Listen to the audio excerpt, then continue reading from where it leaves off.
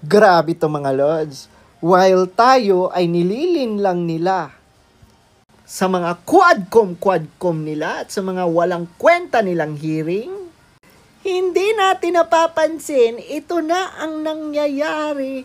Ito na ang nangyayari sa budget sa 2025. Grabe. Tignan mo ha. Proposed sa House of Representatives, proposed is 16.3 billion. Pero pagdating sa BICAM ratified, 33.67 billion na ang idinagdag sa budget ng House of Representatives. 16.3 billion. Iba din itong mga buwaya. Sa Senate naman, ang proposed is 12.8 billion.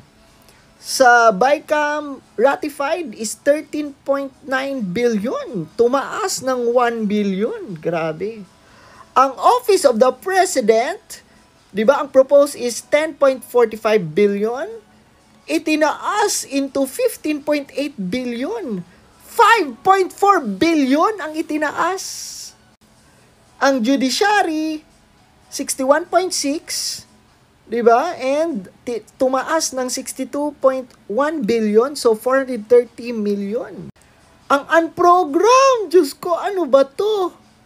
Diba? So, ang dinagdag is 375 billion. Ito ang grabe, DPWH! Diyos ka! Ang mga kontraktor, mga kongresista. Patayan na tayo. No? Nininegosyo nila.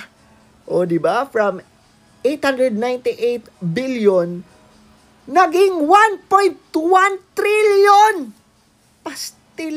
Grabe, ang itinaas is 214 billion. Wala. Masayang-masaya ang mga buwaya. Masayang-masaya ang mga kongresista kasi sila naman ang mga kontraktor niya. Patay na tayo dyan, no?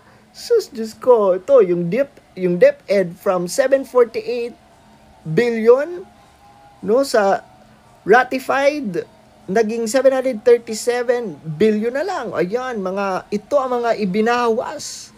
Ang mga binawasan, ang DepEd, ang DSWD, ang DOTR, ang Department of Agriculture, nako.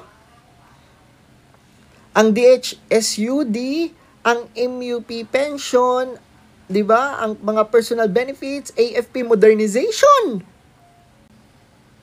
Ang calamity, Diyos ko, at saka PhilHealth. Oh my God, no? Tignan nyo yung priority. Tignan nyo yung priority ng gobyerno. Nakakalungkot mga lods, no? Sobrang nakakalungkot talaga. Yung DepEd na importante, yung Department of Agriculture, importante din yan. Wala. PhilHealth, napaka-importante. Wala. Diyos ko, nakakasuka.